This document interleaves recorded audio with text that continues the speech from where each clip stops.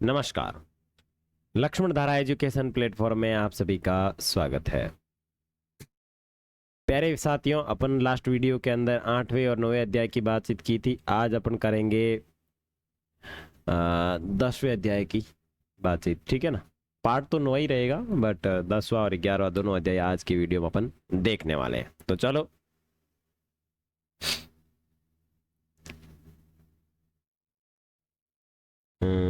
Yes, 10वां अध्याय।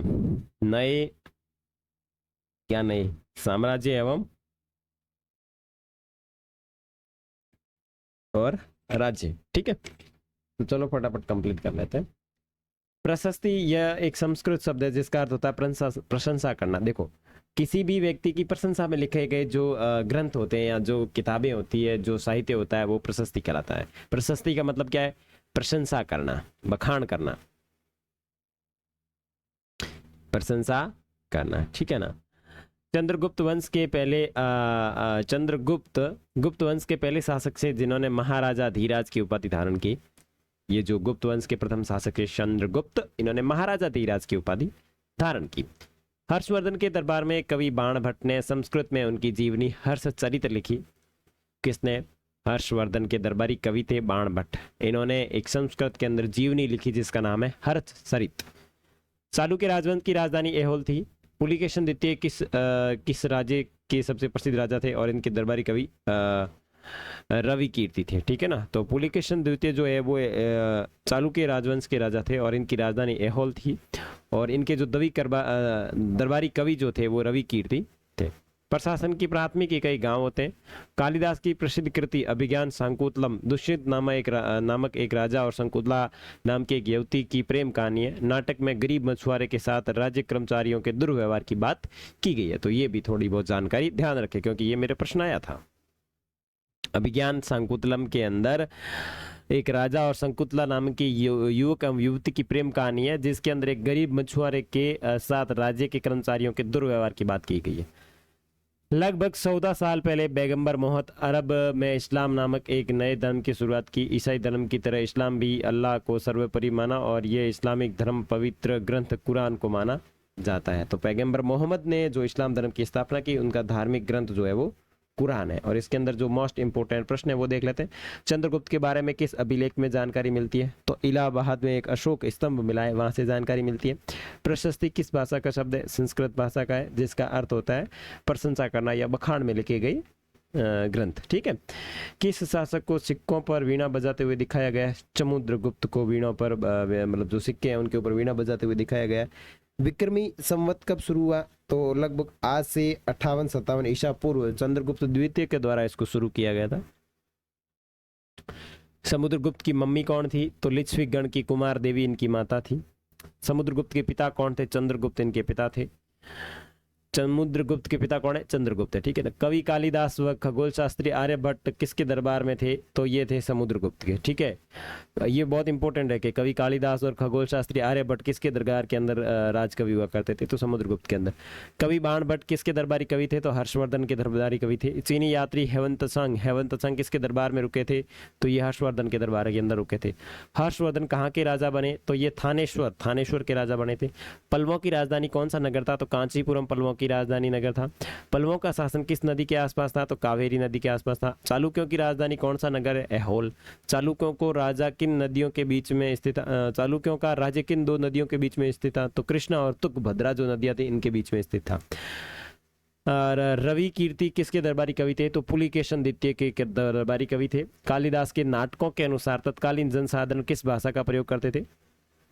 प्राकृत भाषा का प्रयोग करते थे। कालिदास के अनुसार उस काल में राजा तथा अधिकांश ब्राह्मण किस भाषा का प्रयोग करते थे? तो संस्कृत। तो दोनों के अलग अलग। कालिदास के अनुसार नाटक जो थे वो जनसाधारण की भाषा में होते थे और उनकी प्राकृत भाषा होती थी, ठीक है। और कालिदास के अनुसार उस काल में राजा तथा अधिकांश ब्राह्मण जो होते थे वो संस्कृत भाषा का प्रयोग करते थे। और गुप्त वंश की शुरुआत 1700 साल पहले और हर्षवर्धन का शासक 1400 साल पहले हुआ करता था। तो ये इसकी महत्वपूर्ण तिथियां। आगे, इस्लाम धर्म की स्थापना किसने की? तो पैगंबर मोहम्मद ने आज से 1400 साल पहले। इस्लाम धर्म का पवित्र ग्रंथ कौन सा है? तो कुरान। और अरब की सेनाओं ने सिंध को कब जीता? तो 1300 साल पहले जीता, ठीक है। अब देखो, ये एक मैप है,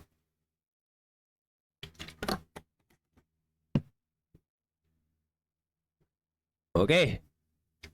इस मैप के अंदर आंतरिक राज्य गुप्त वंश के कौन कौन से, देखो आंतरिक राज्य उनके अंदर इस तरीके का संकेत है, बाहरी राज्यों का इस तरीके से संकेत है, और आर्यावर्त का इस तरीके से संकेत है। तो ये मैप आपको पीडीएफ में मिल जाएगा, तो देख लेना। अब है प्रश्न सॉरी अध्याय संख्या 11 इमारतें चित्र तथा किताबें, और वो ये आपके 6 क्लास के नोट्स एंड जीके का अंतिम अध्याय होगा, क्योंकि इस पुस्तक के अंदर अपने 11 अध्याय ही है, ठीक है ना।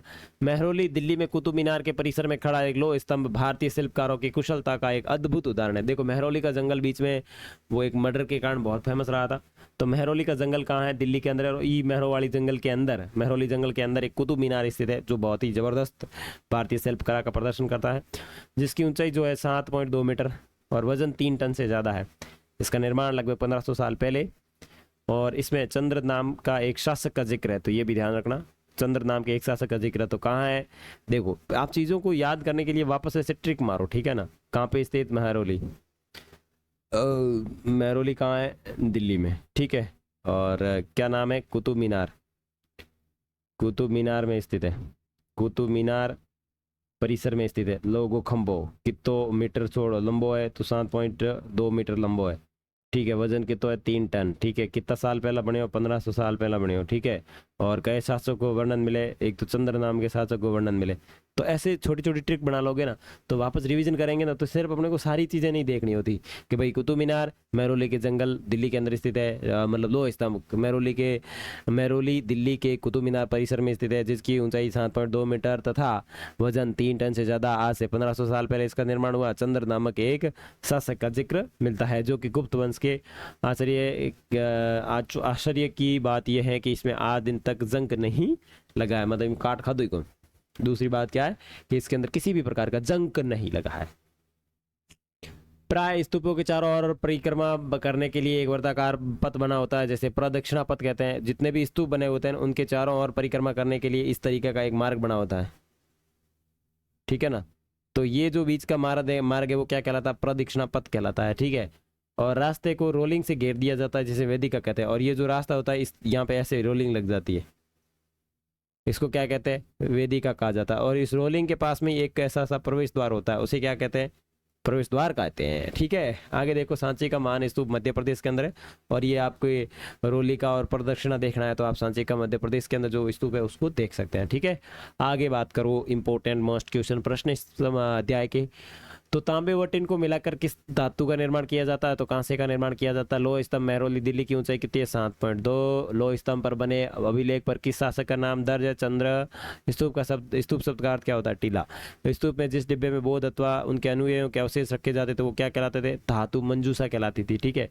और अपन जब पढ़ेंगे ना कला और संस्कृति के अंदर सभ्यताएं, तब अपन उसके अंदर देखेंगे, या इतिहास के अंदर अपन सभ्यताएं पढ़ेंगे तो उसके अंदर देखेंगे कि कौन से स्थान से बौद्ध की धातु मंजूका मिली है, ठीक है ना। तो ये सारी चीजें वहां पे भी अपने काम आएगी। एकास्मिक मंदिरों के अवशेष कहाँ से प्राप्त हुए हैं, तो महाबलीपुरम से होते हैं। मंदिरों का सभागार किस नाम से जाना जाता है, तो मंडप के नाम से जाना जाता है। अजंता के चित्र कब बनाए गए, तो आज से 1500 साल पहले अजंता के चित्र बनाए गए। प्रसिद्ध तमिल महाकाव्य सलप्पदिकारम की रचना किसने की थी, कवि इलांगो ने की थी, ठीक है। तमिल महाकाव्य मणिमेखली की रचना किसने की, तो सतनार ने की, सतनार ने, ठीक है। हिंदू देवी देवताओं की कहानियों का संकलन कहाँ किया गया है, तो पुराणों में। और वो धर्म ग्रंथ कौन सा था, गीता, क्या नाम था उसका, महाभारत था, कौन सा था, ठीक है, हाँ सॉरी भगवत गीता, ठीक है ना। पुराण व महाभारत का संकलन किसके द्वारा किया गया, तो महर्षि कृष्णी देव व्यास वेद व्यास के द्वारा किया गया। महाभारत का युद्ध किस वंश की राजधानी को प्राप्त करने के लिए गया, तो पुरु जनपद की राजधानी को प्राप्त करने के लिए किया गया। रामायण की कथा किसके बारे में है, कौशल के राजा राम के बारे में है। अयोध्या किसकी राजधानी थी, तो कौशल जनपद की राजधानी थी। संस्कृत रामायण के रचयिता कौन है, वाल्मीकि। आयुर्वेद के जनक कौन है, चरक, जिन्होंने चरक संहिता लिखी। किसे शल्य चिकित्सा का जनक माना जाता है, सुश्रुत को माना जाता है। कागज का आविष्कार किसने किया, चीनी निवासी काई लून ने आज से 1900 साल पहले कागज का आविष्कार किया। भारतीय उपमहाद्वीप में कागज निर्माण की तकनीकी कहां से आई, तो बगदाद से आई।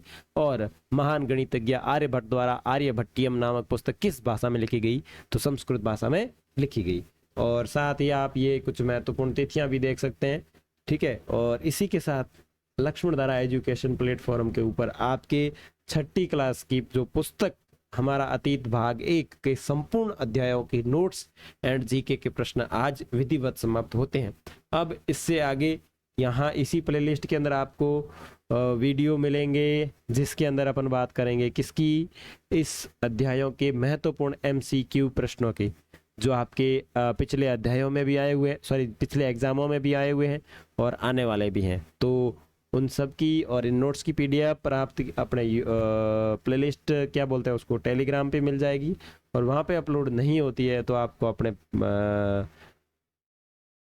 ऐप के ऊपर उपलब्ध हो जाएगी। लेकिन उससे पहले अगर आपको ज़रूरत है कि सर हमारे को तो चाहिए ही चाहिए, तो आप मेरे को मैसेज कर देना कि सर हमारे को यहाँ पे पीडीएफ भेजिए, तो मैं आपको भेज दूंगा। ठीक है, तो यहाँ पे एंडिंग करते हैं। यहाँ से आपको लिंक दे रखा है, तो इसको ज्वाइन कर सकते हैं, अपने वेबसाइट पे देख सकते हैं, यूट्यूब चैनल को आप सब्सक्राइब कर सकते हैं, टेलीग्राम को ज्वाइन कर सकते हैं। ठीक है, और चैनल को सब्सक्राइब करके दोस्तों के साथ शेयर करना नहीं भूलें। और क्या क्या चीज़ें आ गई है, ये कोई इंपॉर्टेंट जानकारी है वो भी मैंने इसके अंदर डाल दी है। ठीक है, चलो मिलेंगे एमसीक्यू क्लास के अंदर, तब तक के लिए बाय बाय। ठीक है भाई, चैनल को है ना सब्सक्राइब करके शेयर जरूर करना। आप सब्सक्राइब वो क्या बोलते हैं, एक डायलॉग चलन, आप देखते जरूर है लेकिन आप सब्सक्राइब नहीं करते, तो सब्सक्राइब जरूर करें।